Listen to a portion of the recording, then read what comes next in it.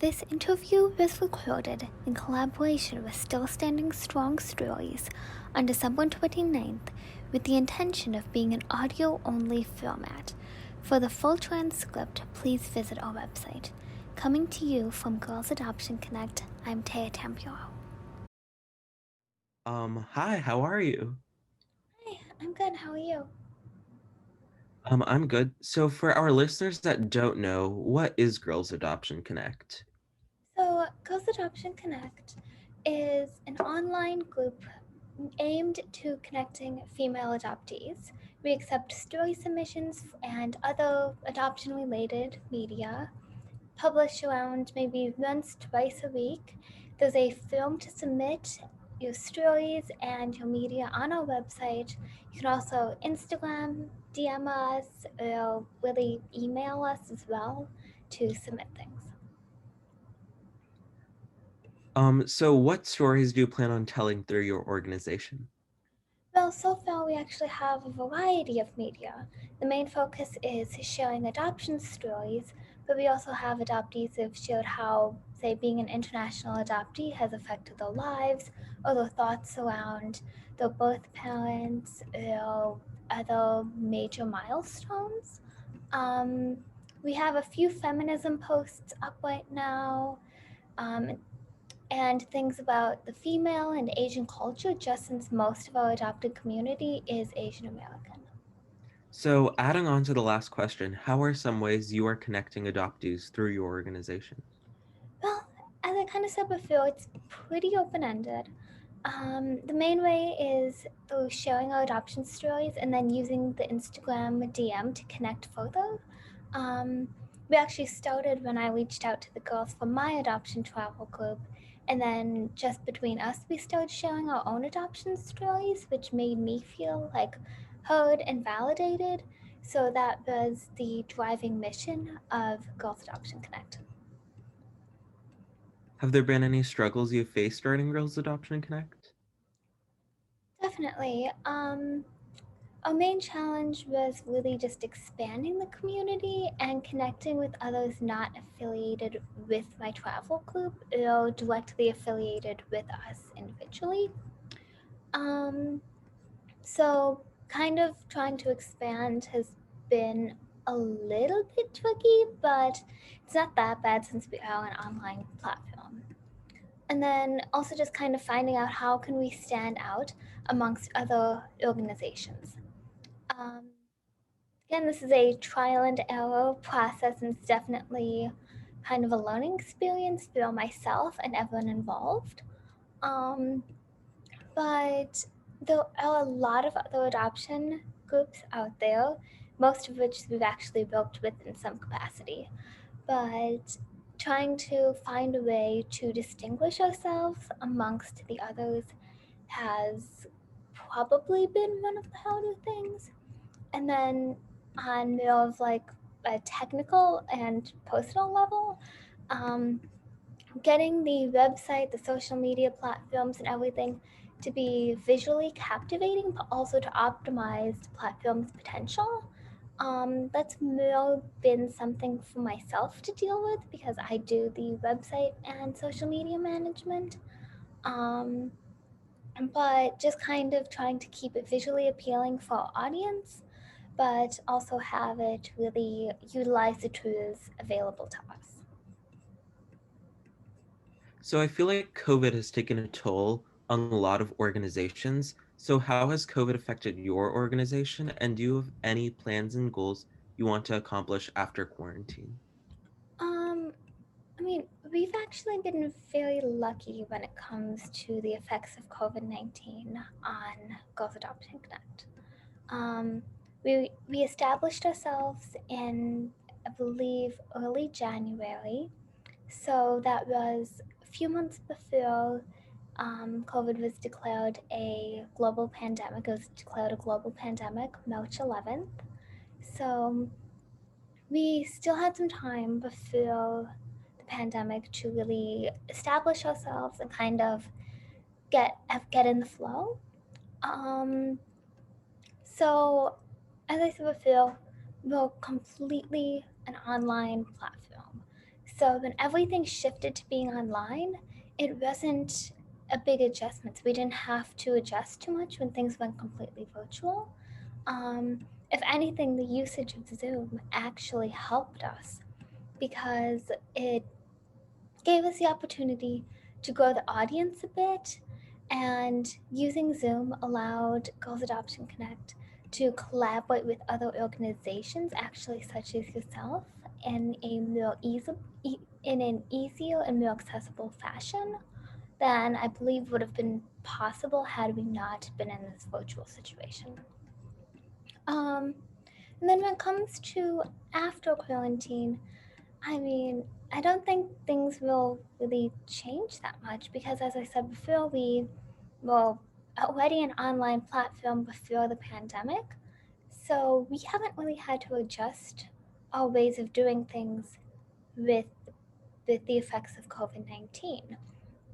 So I feel like we'll remain an online organization, but more on like a networking and establishment level. This is more like behind the scenes. We may try to connect with some other Chicago adoptees that are also active voices in the adopted community. So, I mean, quarantine hasn't really affected us, but coming out of quarantine, it might just be an opportunity for us to connect in more of a face to face reality. So, what story have you told about your own personal experience through your organization? I've told a few stories.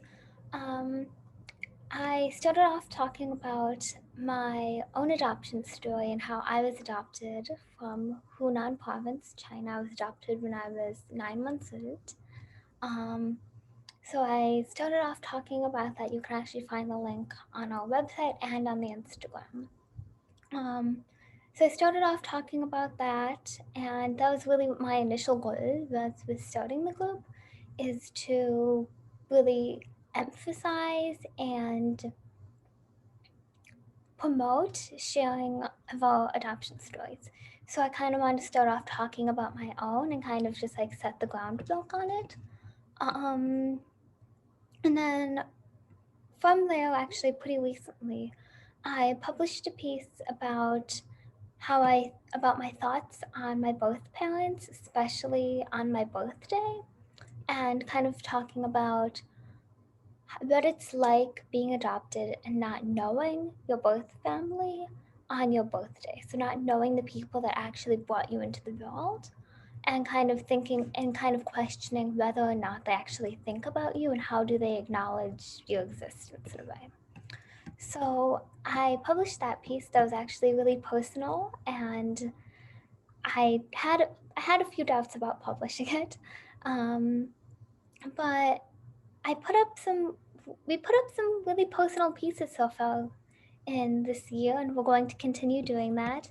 And through Girls Adoption Connect, I know it's given myself and other adoptees a platform to speak more openly and honestly about our adoption journeys, which isn't really something, say, that we could do in a community not full of adoptees, or also not via a screen or social media. So it's kind of Girls Adoption Connect has kind of given us a way to speak openly and honestly about things that have affected us. Are there any misconceptions about adoption that you would like to address? Um, there's a lot, but I think the main one I can think of at the moment is the misconception that one's adopted parents aren't their real parents. Um, I mean, I was raised my most of my childhood by my adopted family. Um, I was 9 months old when I was adopted by them, so I have no recollection of anything else.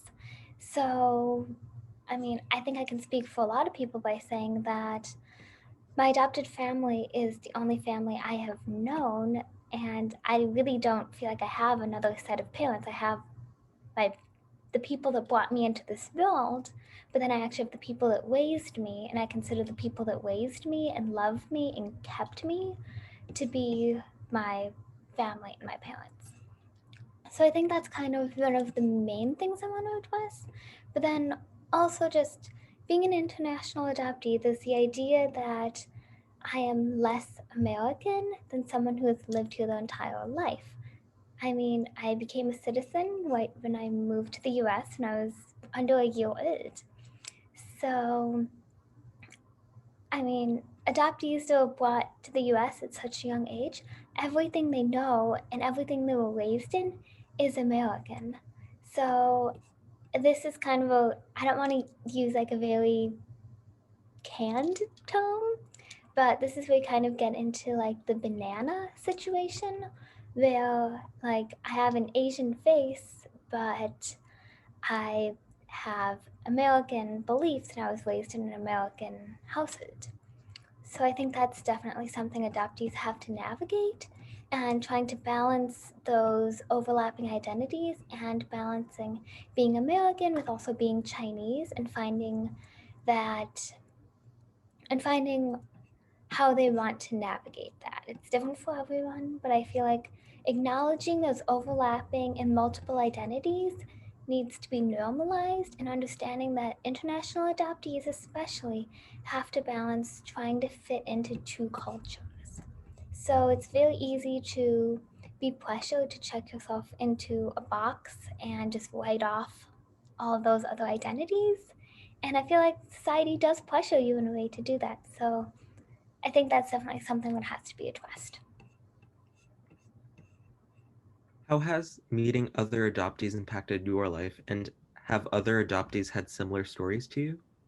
Um, I've I've connected with actually a fair amount of adoptees recently. I had the opportunity to meet adoptees at the 2020 Student Diversity Leadership Conference. Um, this was one of the first times that I've shared adoption stories with people not adopted from China. And for me, at least, this really broadened my understanding of adoption throughout many different cultures and regions. I mean, Girls Adoption Connect is mainly um, Chinese or Asian adoptees. So, kind of talking with people not necessarily adopted from China really changed my perspective on it. And one of the most surprising things was noticing the similarities between our feelings, even though the cultural backgrounds to adoption weren't necessarily the same. So, through meeting these adoptees, it made me feel really like validated because I often wonder, am I alone with my thoughts and my feelings around my adoption? Because it is pretty conflicting. So, talking with these people about my adoption story, I felt incredibly accepted and understood, which I feel really highlights the need to share our stories. And it really just points to the mission of Girls Adoption Connect in action and also the reason it is important to share our stories and to connect with each other, but also with the greater adopted community. And finally, to you, what is the importance of stories? I kind of touched on this in the previous question, but it's really about creating a community bond and healing each other. So, being adopted, there's a lot of complex, conflicting feelings that someone who is not adopted might not understand. So, being able to talk with each other, share stories, and make one feel heard and understood, most importantly, it validates their feelings. So, that's really what the mission of Girls Adoption Connect is, helping adoptees to feel understood and validated by seeing others with similar experiences and emotions as themselves. So, stories, I believe, have the power to convey emotions, connect people through anecdotes and those shared thoughts. So, really, one of the main ties of I feel like human connection is sharing experiences. So, sharing our adoption stories has the power to harness our experiences and our feelings and use those to connect, validate our own feelings, and educate the greater population about our experiences as adoptees.